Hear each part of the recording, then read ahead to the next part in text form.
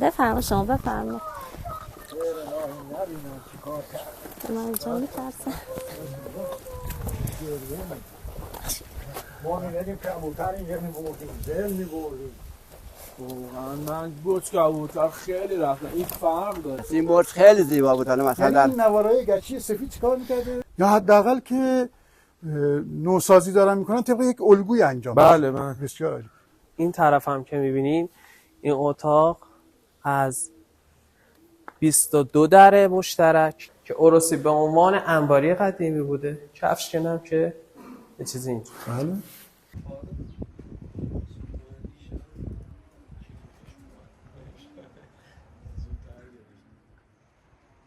درود بر شما. اومدیم در استان اصفهان و منطقه بزرگ لنجان و شهر تاریخی تات. البته قبلا روستا بود و جدیداً به شهر تبدیل شده. نمونه ای از زندگی روستایی با معابر روستایی و معماری روستایی در این منطقه بسیار زیاد یافت میشه. گذرهای قدیمی مثل گذر باغشا، گذر هادی خان در این منطقه بسیار زیاده. با یک بومگردی هماهنگ کردیم.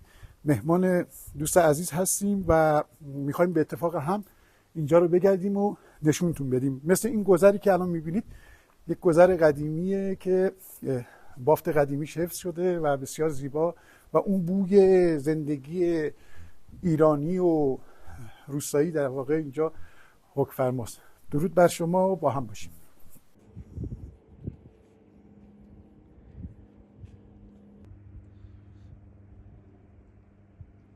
در منابع تاریخی صداهای اول اسلامی از تات اسم برده شده و چیزی که من میخوام اضافه کنم با حالا یه مطالعه کوچیکی که داشتم، تاریخ اینجا به چندین هزار سال قبل برمیگرده، حتی قبل از اسلام هم برمیگرده و نمونه از معماری‌های سنتی که وجود داره برج‌های که به برج‌های کبوترخانه معروفه و در اینجا زیاد یافت میشه، با معماری بسیار متفاوت از کبوترخانه هایی که ما مثلا در منطقه زاگرس مرکزی دیدیم یا کبوترخانه هایی که در شمال کشور دیدیم و قدیمی ترینش فکر کنم به دوره ایلخانیان حدود 700 سال برمیگرده. حالا اگه دقت کنید اینور رو بگیریم، خوشبختانه کوچه باغ‌های تات حفظ شده. یعنی این دیوارهای کاهگلی فکر کنم روزایی که بارونی باشه بوی کاهگل دمون کوچه ها رو پر میکنه و رنگ پاییز که حالا اینجا چون کشاورزی باغی هم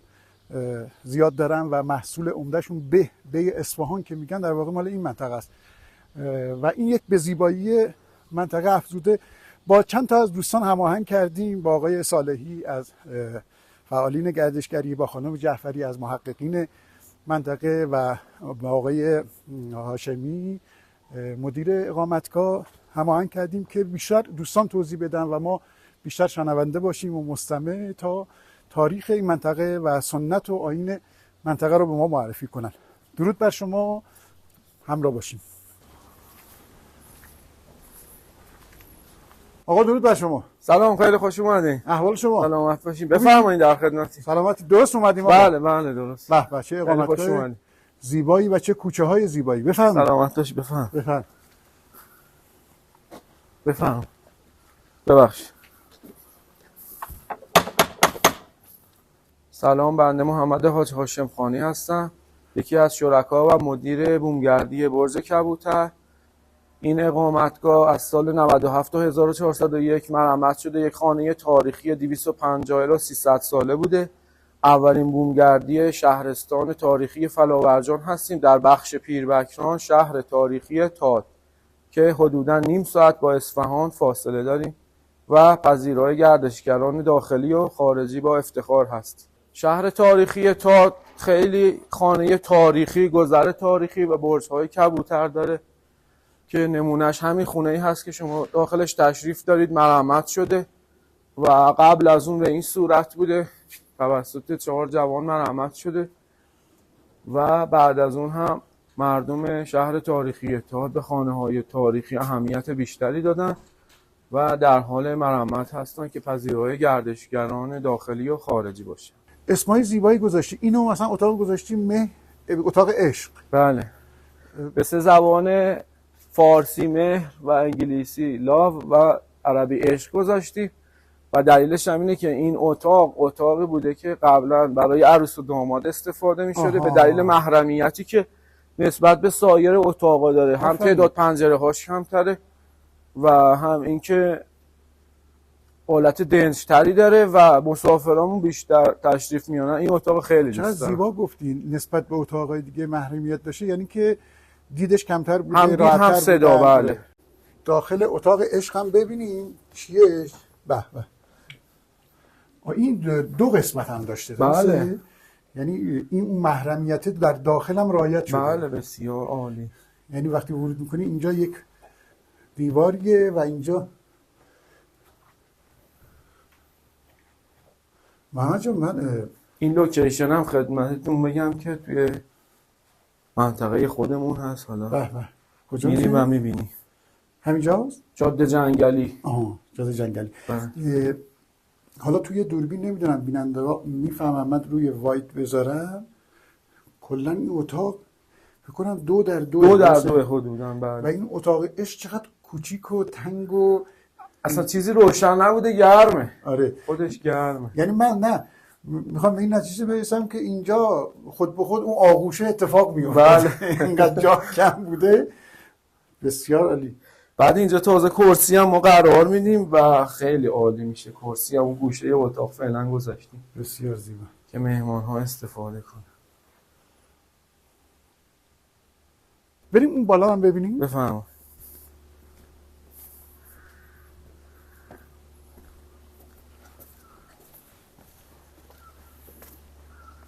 مثلا اینجا رو گذاشتین اتاق آرامش. این اتاق قدیم اتاق عیدشون بوده، به خاطر همین رنگش کرده بودن. ما هم تغییری داخلش ایجاد نکردیم. یعنی این رنگ قبلا بوده ولی خب در از قبلش کاهگل بوده. موقعی که گچ و رنگ مد شده این اتاق عیدشون بوده، یعنی مهموناشون که عید می اومدن یا حالتی داشته میخواستن خونه رو جای خوبش ببرن می آوردن اینجا. ولی من یه چیزی بهتون میگم محمد جان، رنگ آبی آسمان به این شکل ما تو معماری ایرانیمون داشتیم. من جالبه توی خراسان ما خونه ای رفتیم که قدمت مثلا بودن 300-400 ساله داشت، سقف خونه ها رو آبی آسمانی به این شکل می‌کرد. برای همین ما اسمش رو گذاشتیم آرامش. آره، یعنی دقیقاً ما پرسیدیم گفتیم دقیقاً همون تداعی آسمان و آرامش و رنگ آبی که در واقع مشخصه معماری ایرانیه، این نه تو معماری تاریخ معماری ما وجود داشته. بسیار عالی. بفهمید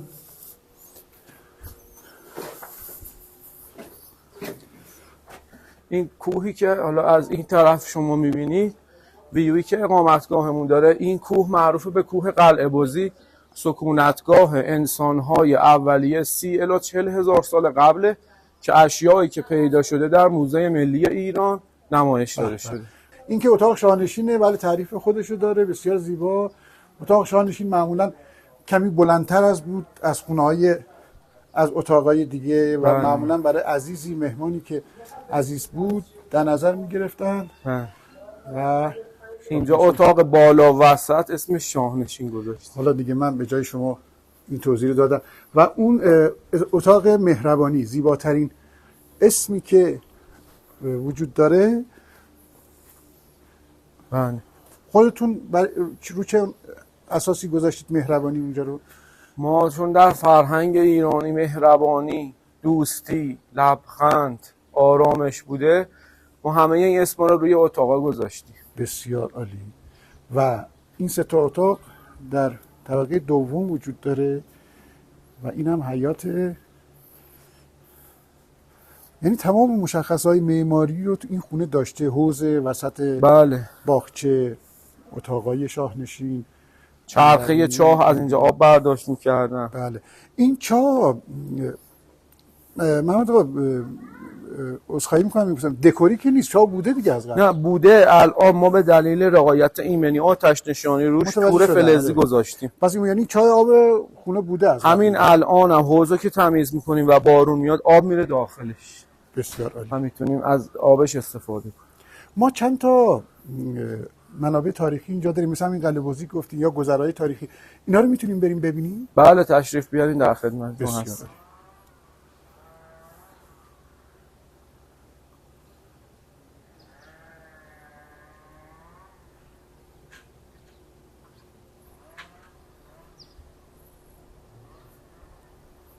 تشریف بیارید که بریم آثار تاریخی و گردشگری منطقه رو ببینیم. بفرمایید. ببخشید. اول میریم این قسمتی هست کوچه سنگ فرشی، چند تا خانه تاریخی داریم و بعدش هم برج کبوتر داریم. از کوچه باغا رد میشیم و میرسیم به برج کبوتر. من چیز دقت کردم برج کبوتر اینجا زیاد بوده انگار. بله. درسته؟ برج کبوتر همون بناهای استوانی شکلی که برای کبوتر در نظر بله. می‌گرفتن. درسته؟ در قدیم از فضله کبوترها خیلی استفاده می‌شده، حتی هر کی که خان بوده و بزرگتر بوده برجای بزرگتری داشته و این نشون دهنده قدرت بوده. بسیار چون قدیم کشاورزی خیلی رونق داشته. بله درختان در واقع رنگ پاییزی گرفتن و خوشبختانه این کوچه باغا رو ما هنوز داریم. بله خدا رو شکر. دیوارهای کاهگلی و به همینا میگن چینه، چون در اثر چیدن خطی ایجاد میشه. یعنی گلو میذاشتن رو سر دیوار، میرفتن تا آخر دوباره میومدن یه لایه گل میذاشتن، چینه چون چیدمان اتفاق میافتاده بهش میگن چینه. توی منطقه ما به دیوار میگن چینه. بسیار عالی. چه چینه های زیبایی آقا. خب اینجا هم دیگه در واقع معماری های جدید هم اتفاق میفته دیگه، خونه سازی های جدید و دیگه. بله متاسفانه ما پیشنهاد کردیم که دیگه خانه های تاریخی رو تخریب نکنن و فقط مرمت. اینجا هم قدیم آسیاب بوده. آسیاب بوده؟ بله. این کوچه سنگ فرشی از این قسمت شروع میشه تا برسه به اقامتگاه. تشویق کردیم عزیزانی که توی این کوچه سنگ فرشی خونه دارن، حالا یا خودشون مرمت کنن یا به ما سپردن. الان کلید یکی از خونه ها هم دارم خدمتتون نشون میدم. یا حداقل که نوسازی دارن میکنن طبق یک الگوی انجام. بله بله. بسیار عالی. چه زیبا. اینجاست؟ اینجا یکی از خونه هاست، خونه تاریخی شیخی. تماس میگیرم که در رو باز کنم. بله. ولی اون خونه رو کلیدشو دارم، میتونید تشریف بیان ببینید. این مغازه ی هر خونه بوده. الان اون یه مغازه داره، اینم یه مغازه بوده. جالبه. یعنی این در اصلی خونه بوده و این مغازش بوده. مغازه بوده و این محله تار قدیمی ترین محله تار معروف بوده و بازار هم داشته. جالبه. خب بریم بعدی رو ببینیم. بفهم. چه جالب. اونم بغلش یه دری داره که در مغازش بوده. بله اینم مغازه بوده. دوست داریم بریم داخل؟ بله بله بفهم حتما.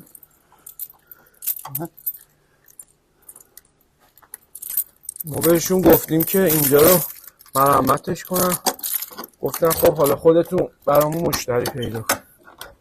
همین که راضی شدن ما خیلی خوشحال. خیلی این کارت واقعا تحسین داره. کارت واقعا تحسین داره. این یعنی نمونه خونه‌ایه که مرمت نشده و قدمت اینجا فکر کنم همون اینا بله با همون طرف خودمون یک این مغازه بوده. بله. اینجا یه اتاق 5 دری داریم. چیزاش اینم یه اتاق 5 دریه. معماری قدیم گنجه رو داریم این قسمت. ما 5 دریایی که مخصوصا تو اصفهان هم خیلی زیاده. خونه 5 دریا. بله. یعنی یکی، 2 تا، 3 تا، 4 تا، 5 تا در. 3 5 7. و این چی بود؟ اینا گنجه بوده مثل کمد. بود. و این قسمت هم شومینه بوده. شومینه حالا بوده. بسته دو شده. طرفش هم گنجه داشته. بله. اونم یک گنجه. معماری حالا ایران و همه میدونن تو قرینه خیلی حساس بود. ولی الان ببین تاقچه‌ها قرینه کاری داره، بعد یک نظمی نسبت به هم دیگه. بعضیاشون حالا اینجا نه، بعضی تاقچه‌ها نسبت به هم دیگه که مثلا کوچیک‌تره یکم بزرگتره. بله اینا اون بالایی حالا نمیدونم دکوری قرار میگیره. خیلی یعنی اونجا حالا من فلسفه‌شو خدمتتون بگم یه مقدار مطالعه بله کردم. بفهمید. این رف بهش میگن رف. اون بالا این تاقچه هایی که شما میبینید هم کاربرد وسایل تزیینی داره، هم یه تحقیقی من کردم به این نتیجه رسیدم تو خونه های خودمون اگه خاکی چیزی بلند بشه میاد رو سر خودمون، ولی تو این خونه های تاریخی میره توی تاقچه ها میشینه و وارد ریه هامون نمیشه و بعد تمیزش میکنه. بله. آفرین. این چنین کاربردی قدیم داشته. بله. حالا بفرمایید از حیاط پایین. زیر زمینش هم خیلی جالبه. اینا زیر زمین بوده؟ بله. حالا قابل دیدن هم هست، فقط باید خم بشی. خونه های منطقه ما داخلش انگور بوده، توت بوده، خرمالو بوده، یعنی انجیر بوده. اون چند تا درخت مهم منطقه معمولا تو باغچه‌ها بودن. بله. و این پنجدری به به از بیرون ببینید درای منطقه ما شیشه خور نبوده. اقامتگاه ما که شیشه داره، ما درای اصفهان آوردیم. آها. درای قدیم شیشه خور نبوده. یعنی اصلا بالای شیشه تعبیه نمی‌شده. نه شیشه نه، فقط شیشه اون بالا میخورده که حالا هم گرم و سرما رو تحمل کنه، هم نور رو تنظیمش کنه. بسیار زیبا. بابا این درای قدیم بفهم. ببین این رنگا حتی بعدم اگه اضافه شده باشه، ولی ما معماری این جای کرسی بوده، حالا پر شده. پنجره های گرد، اتاقای تو در تو. فکر کنم ایلام این کلیده یادش بخیر. آره این خودش تاریخه. اولا که برق اومده این کلیده بود.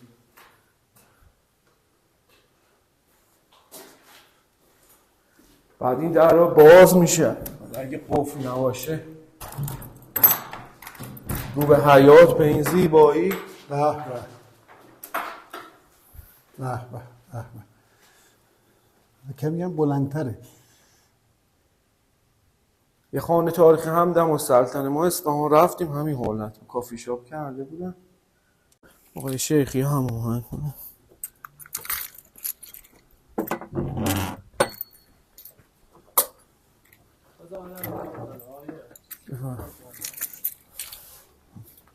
آقای هاشم این دره چی میگه؟ دره خودش یه تاریخه.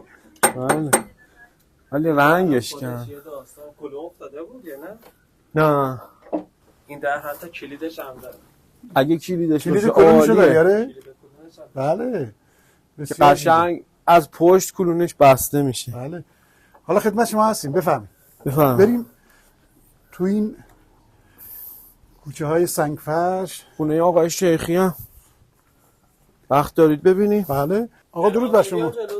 حال شما خوبه؟ اومدی جلو ببین آقا خبر نداری. سلام، من محمد مهدی صالحی هستم. بسیار نه میگیره صدا رو. خب بفرمایید. اصلیتم تادیه، آب و اجدادم تادیه، فرزند نورالله، پدر بزرگم حاج عزیزالله صالحی تادی. چقدر آقا ایرانی معرفی کردی خودتو. آفرین. یا آب و اجدادی. من خوشم این میاد. جایی که داریم میریم بریم منزل حاج حسن، مرحوم حاج حسن کبیری و حاج اسماعیل کبیری که در قید حیات هستن، یعنی اینجا منزل کبیری هست.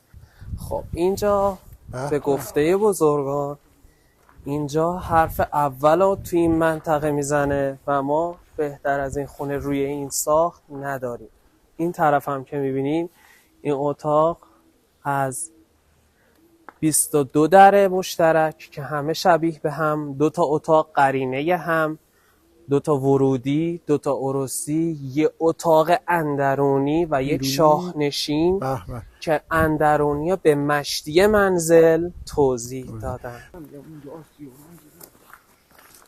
بذار من یه لحظه این موتور یکم بدم عقب، میخوای بیای بالا تو دیده؟ نه مشکل نداره. نه این موتور رو ببین اصلا. این موتور یاماها قدیمیه. الان من یه موتور دیگه هم هست که اون موتوریه که به شما نشون میدم. ایش. خب ایژ روسیه. بفرمایید داخل. واو. این منزل 22 در شبیه به این، یعنی همه درایی که اینجاست اینجا 22 در هست و مال پدر بزرگ پدری بنده هست اینجا، حاج حسن کبیری. اینجا درست شده از 2 عدد گوشواره رف قدیمی یا همون تاقچه و درها. اینجایی که گفتم بهش میگن شاهنشین. بله این وسط قرار میگیره. این دوتا در کنار با این سه تا در فرق داره.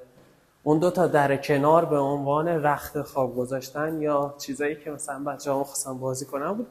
اینجا بهش میگن شاهنشین. الان محمد جان قدمت این خونه چقدره؟ اینجا گفتم 150 تا 170. 170 سال. آقای موسوی من یه توضیحی هم خدمت بدم نظر معماری. سقف کاذبی که الان حالا تو معماری مدرن استفاده میشه، توجه کنید سقف کاذب در قدیم که ایران هم استفاده میشه. یعنی این تیر و تخته رو می‌خواستم بپوشونن، از این شکل استفاده کردن و سقف کاذب بوده. اینجا شاهنشین و به گفته حاج اسماعیل کبیری که من صداشو دارم بله. به اینجا میگن مشتی منزل. مشتی منزل. مشتی من میگه اصل منزل اینجاست. یعنی چرا؟ همش هم برای آدمای مشتی هم بوده در واقع، مهمونای مشتی، آدمای مشتی. ببینید اینجا قبلا میگفتن که این اتاق مال حاج حسن بوده. خب الان میریم اون طرف. بله. این اتاق هم مال حاج حسن بوده. اینجا این در و یه ایوان بزرگ که به ایوان تیری معروف بوده توی این منزل بوده. یعنی همین جایی که شما الان سرازیر شدین پایین. بله. توی این منزل بوده و اونجا مال حاج اسماعیل بوده. اینجا و این مکان مال حاج حسن. الان این سه تا در به یه اتاق باز میشه؟ این سه تا در به یه اتاق، این سه تا مشبه قرینه هم دیگه. خب اینجایی که می اومدن تو خانوما که اتاق آرایشی نداشتن یا چیزی نداشتن که اینجا را به عنوان آرایش میذاشتن این دوتا. حتی گلایی هم که روی این آینه هست از همون سالای هم. این آینه به عنوان نگاه کردن اول صبح بوده یا این که حالا من در نمیدونم، ولی به عنوان آرایش کردن، چون که اتاق آرایشی نبوده از این اتاق استفاده میکردن. و این در واقع اینم همین قدمت بله. بودن اونم همون قدمت ها داره. چه آینه هم قرینه کاری بوده. آینه ها هم حتی قرینه کاری بود. اینجا شما یه بافتی داری میبینی از بخاری های قدیمی. این بخاری قدیمی ها با یه پیچ کار میکرده. با پیچ؟ با یه پیچ، با یه خروسک. میبینین اینا؟ به این میگن خروسک. بیکار بودم اینا تابوندم خدا وکیل. یعنی این پیچه رو باز کردیم و این خروجیش باز شد. ببخشید آقای مصطفی. نه خوب بود. الان یه دقیقه شما این طرف بالا رو بگیریم. این طرف بالا، این رفای وسطی رو میبینی؟ بله. از این دو تا رف وسط کوچیک‌تر هست. درسته؟ آره. یعنی پشت این رفا یه اتاق بالا هست. آها. که به اونا ما راه داریم، حتی راه پله ها هم هنوز وجود داره. این دوتا هم که گفتم، این دوتا بله. به عنوان هنوز داره خاک میاد. این دوتا هم که گفتم به عنوان رخت خواب و هنوز رخت خواب تو این هست. اتاقی که رخت خواب میذاشتن. بله. دوتا داریم گوشواره. گوشواره کدومه؟ گوشواره نه. نمیدونم گوشواره. بیا اینجا من وایسی. در ورودی که اومدیم خب بهش میگن کفشکن. خب کفشکن. به اینجا میگن کفشکن. اینجا دوتا کفشکن داره. کفشکن. اروسی. حالا من در نمیدونم اسما رو درست گفتم. کفشکن اروسی. بله. خب که اروسی به عنوان انباری قدیمی بوده، کفشکن هم که یه چیزی اینجور. بله. بعد به این دوتا میگن گوشواره های منزل. جایی که بالا در ورودیه. و چیزی میذاشتن؟ به عنوان، حتی من مادر بزرگ خودم میگه که من یادم میاد پدرم وقتی میخواست پول یا چیزی داشته باشه که از دست یاغیا قایم کنه و نبینه، دست و پا ببین درا رو میبسته. اینا وقتی درا بسته میشد میگفت پاشم مینداخت تو این قفلا و میرفت چیزاشو تو اینا قایم میکرد. اینجا این گوشواره من خودم هرچی تلاش کردم اینجوری برم بالا نشد. چیزایی با ارزش در واقع تو این گوشواره ها. بله.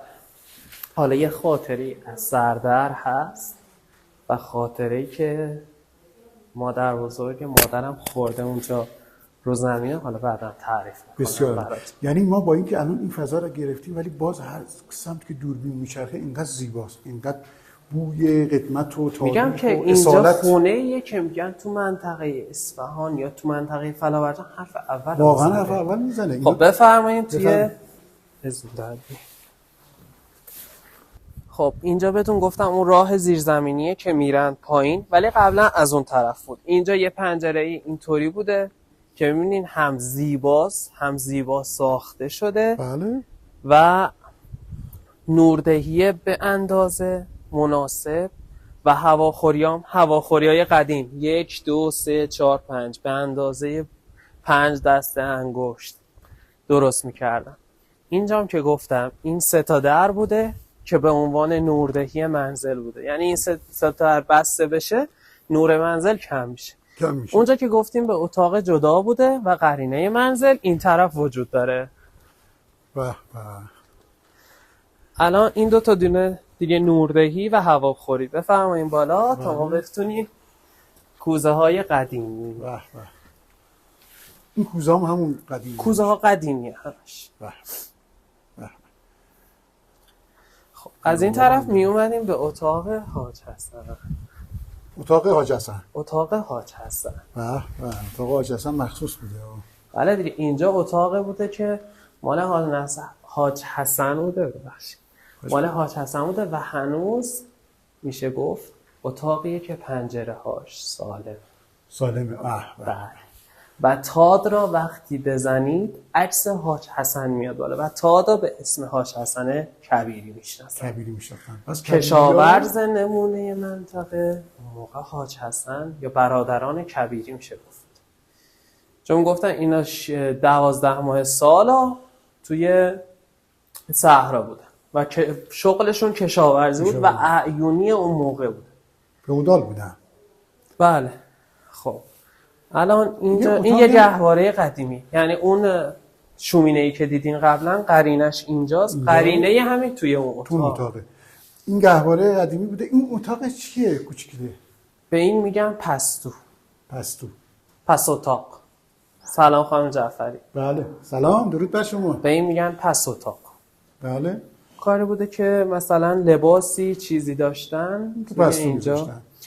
بفرمایید داخل تا من توضیح بدم. خوبی خانم جعفری، خیلی خوش آمدید. خانم جعفری از محققین و پژوهشگران منطقه هستن که دوستان عمل کردن با ایشون باشین. خیلی خوش آمدید. حالا هستیم خدمت شما. بله محمد جون. پستو توی پستو میبینید که هنوز تاخچه‌ها وجود داره، کتابای قدیمی. نمیشه گفت مال الان، کتابای قدیمی که وجود داره. بوی قدیم مثلا یه چیزی. حتی طاقش رو نگاه کنید. اینجا انگار یه راه پله وجود داره. میبینین اینا؟ بله. راه پله‌ای بود که گفتم راه داره به بالاخونه به اندازه همون رف‌های قدیمی. اگه بیان جلو میتونی اون طاقو داشته باشین. نگهداری میکردن از ترشی. نگهداری از ترشی تو کار زیرزمین بوده. اینجا توی این خونه میگفتن همون بارادونایی که اضافی بوده رو میبردن اینجا میذاشتن. یعنی طاق اینجا به طاق شانشین راه داشته، ولی شانشین خودش پله نداره. از این اتاق اون اتاق میشده تو اینا بشه. طبعا هواش هم متغیر بوده. اینجا قبلا اتاق چیز بوده.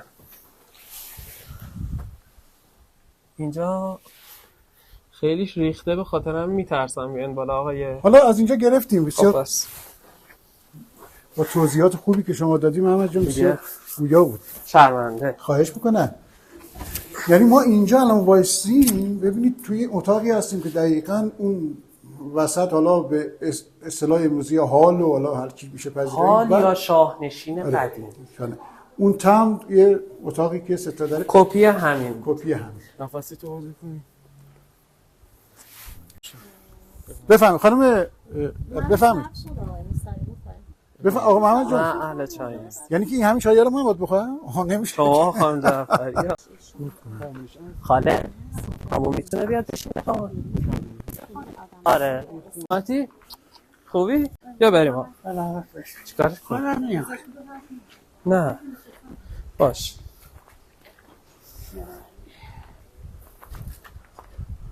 سلام علیکم. سلام، چطوری؟ احوال شما؟ صندلی میاری برم؟ به خدا سلامتی بده به شما. یالا سلامت باشین انشالله. خوبین؟ ماشاءالله همیشه اینجا الان تعریف از صحبت از شما و بزرگی شما بود. بفهمید. اما برو اونجا بشین روی این صندلیه این در. خوبی؟ بفرمایید.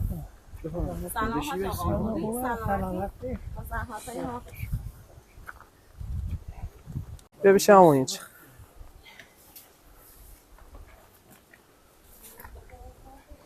نه تو واسه همون تا بذارمش این گوشه تکیه بده.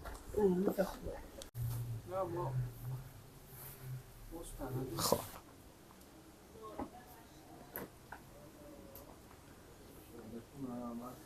اما اسم و فامیل خود دا بگو یه بسم الله بگو، اسم و فامیل خود دا بگو. اسم خانم حاج عثمان کبیری، فرزنده فرزندی آقا میشه به دوربین حاج آقا جون، اما به اونجا نگاه کن. فرزندی حاج آقا جون، فرزنده حاج آقا جون. حاج آقا. این خونه قدمتش چقدره؟ چند سال پیش ساختیندش؟ این تقریبا 170 سال میشه. 180 سال است. بله. شما؟ سه پشت 80 ساله. سه پشت؟ 100 و چند میشه. حاج آقا سه پشت. حاج آقا قبل از اینکه این منزل شما میگین 160 قبل از این خونه بله بوده که یک کلا شما گوشم سنگینه. اما میگه قبل از این خونه خب شما که اینجا را بسازین خب کدوم بود خونه دون؟ کجا بود خونه؟ اون اتاق اولیه بود؟ اتاق اولیه برس. خونه دار. یه تیکه به تیکه خریدن آوردن تا اینجا. یعنی تیکه به تیکه شما این خونه ها را خریدین تا اینجا اومدین. یه چشم یه جا بیدن سیف فروخته. تو اینو بیدن سر چیز در دست فروخته. آره. ساخته. این ساخته کام این بالاست اون زیر هم همینطوره. هرچی اینجا ساختن اون بالا هم ساختن. اینا یکی از سنگاییه که تو این دیواره منزل حدوداً در اومده و این به گفته خود حاج اسماعیل گفت ما این سنگا رو دادیم تراشید و در آوردن که الان نقش گلبته و گل هست. آره کاملا مشخصه. مشخص اگه هست بگی. این هم که لوزی گلبته است. لوزی گلبته یعنی دورش یه حاشیه گل میخوره وسطش یه لوزی. وسطش هم آره.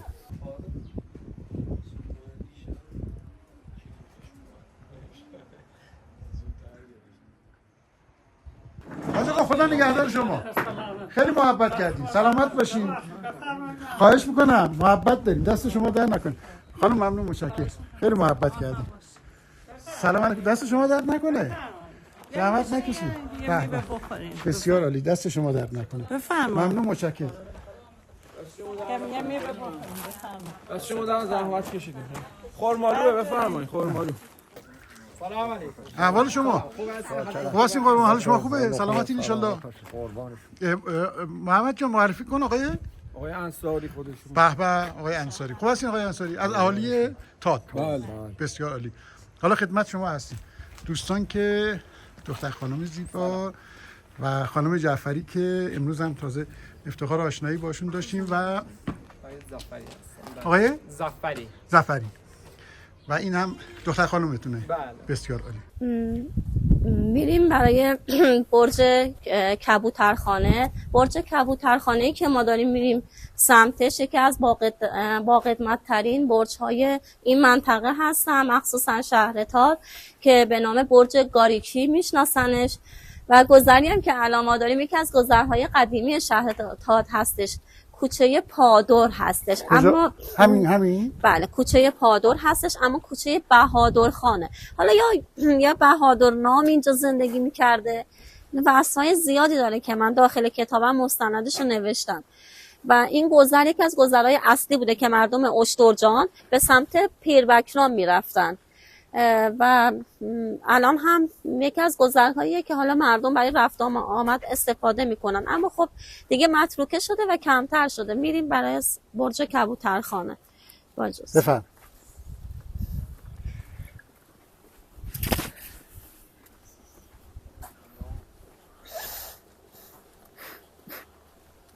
این منطقه مربوط میشه به اول صحرای تات به نام گردان.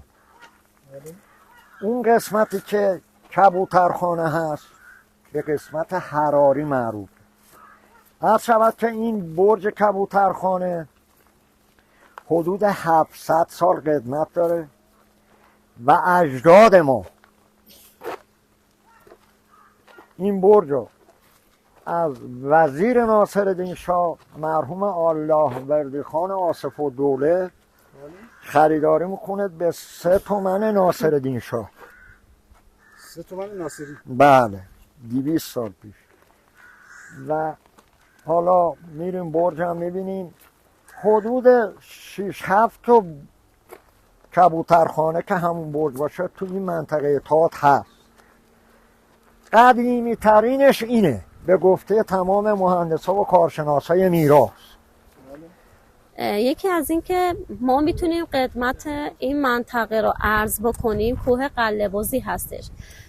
چند سال پیش پژوهشگرانی از خارج از کشور میان و باستان شناسی میشه کوه قله‌بزی و متوجه میشن که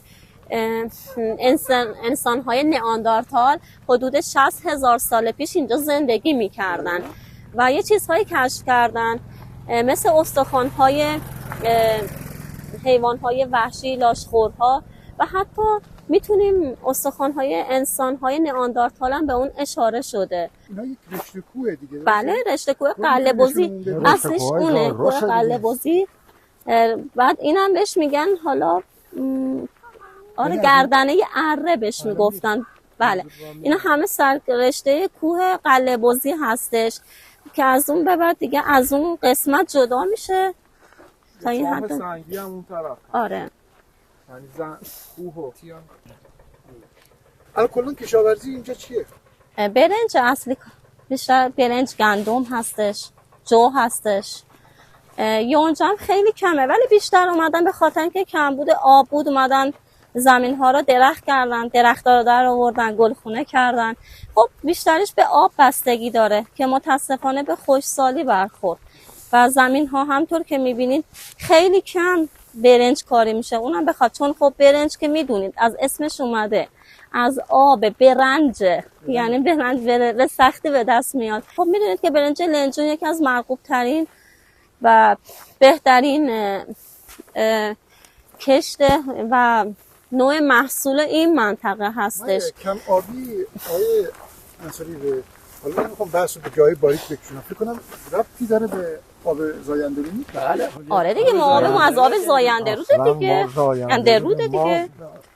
جناب آقای مهندس، ما اصلا حیات و زنده بودمون به زاینده رود موند و خدا میدونه طی این چند سال، حالا من نمیخوام به قولشون به جای باریک بکشه، چقدر زجر ما داریم میکشیم. به خدا قسم مریضی های انواع اقسام از نظر کشاورزی رفتیم زیر صفر. خیلی ها مهاجرت کردن رفتن اصفهان چون ما زندگیمون زاینده رود.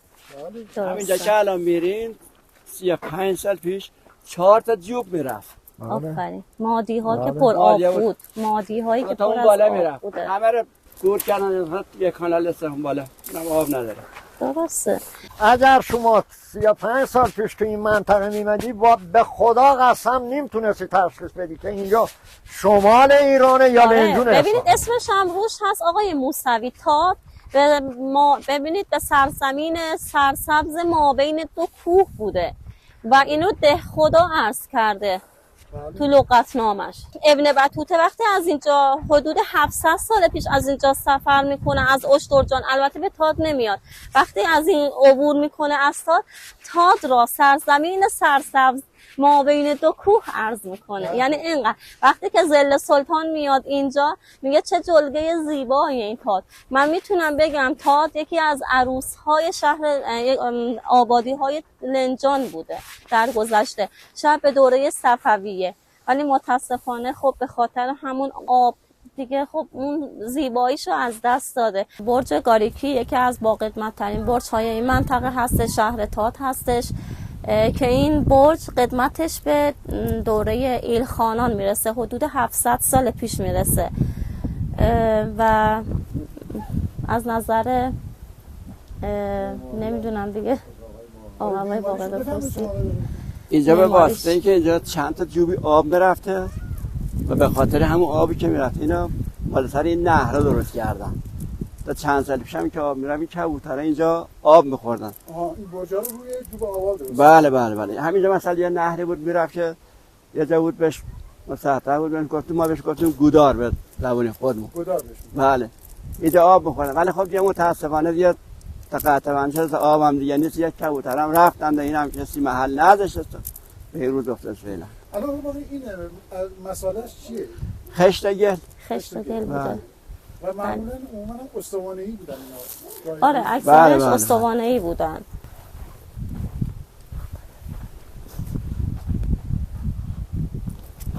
چه روز آقای مصطفی طبقی کارشناس نظر کارشناس میراث 5 بار 1 2 3 4 5 بار اومدن تعمیر شده مرمتش کردن ولی خب بعد دیگه رها شد. یعنی 5 تا آره دیگه اینا خب میگن که خدمت زیاد داشتن. شاید 5 تا میتونیم بگیم 100 سال دیگه. ممکنه شاید 5 قرن اینا بوده. شده کردن. این موضوع چیه؟ بفرمایید. بفرمایید. شما بفرمایید ترسم. بفرمایید شما بفرمایید. من اینجا میترسم.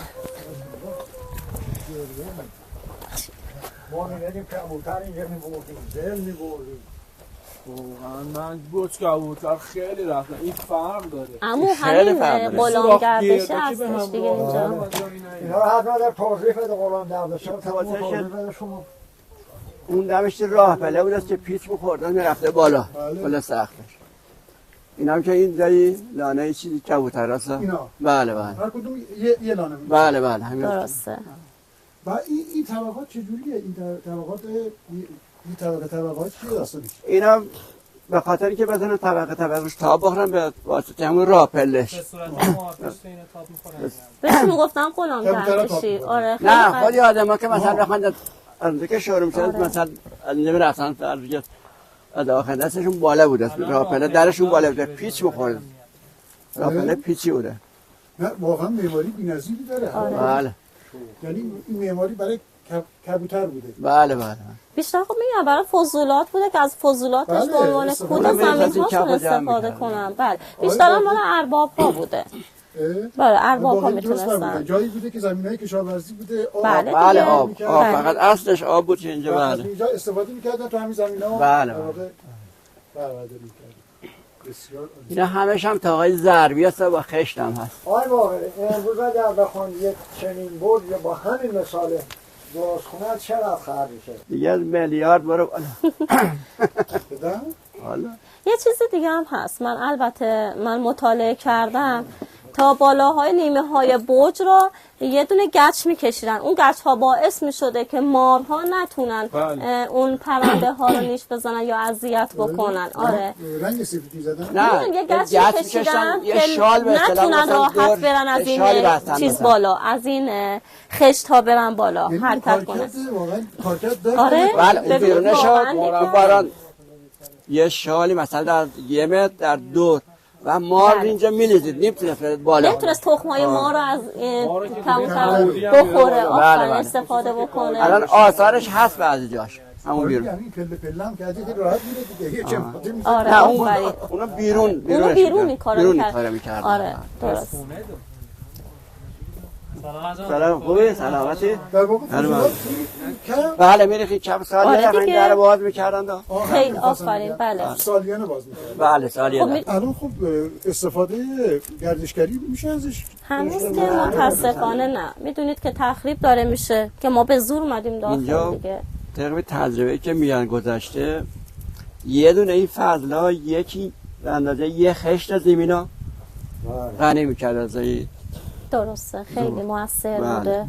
بله طوری که بسیار عالی دست شما در نکنه. زنده باشید. پس قدمتش شد 700 سال. بله 700 سال. خانی به دوره ایلخانان 700 سال پیش بوده.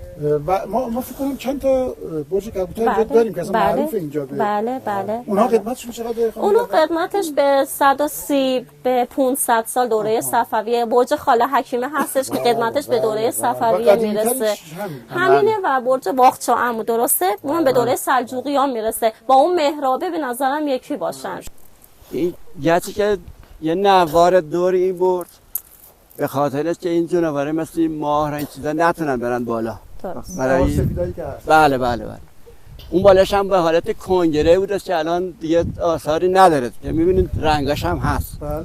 اینو واریخته. این برج خیلی زیبا بود. حالا مثلا این نوارای گچی سفید چیکار می‌کرده؟ ببینید به خاطر مارها وارد برج نشن، خب که بخوان تخم پرندگان رو بخورن یا آره دیگه حتی خود بچه‌هاشون همون جوجه‌هاشون آره جوجه‌هاشون اذیت کنن بخورن. درسته. من دقت می‌کنم نسبت به کبوترخونه‌های دیگه یکم متفاوت‌تر. اون بالا یه برج کوچولوتر و این چیه؟ این گنبد چه که رفته اون بالا با اون نمای اون برج بیشتر چیز می‌کنه از نشون اون میده. کبوتر از همون سوراخی که اون بالا هست اونجا وارد می‌شدن. اونو می‌دونم. این که 20 سال رو اینا رو بگیرن لوله. لانه کبوتر که هست قشنگ ستونای همین چیز هست. درست. این برج که اون بالا هست. بله. رو هوا نیست، رو اینا سوار شده. بسیار درست. شما در نکنید. خیلی ممنون. بفرمایید. بفرمایید.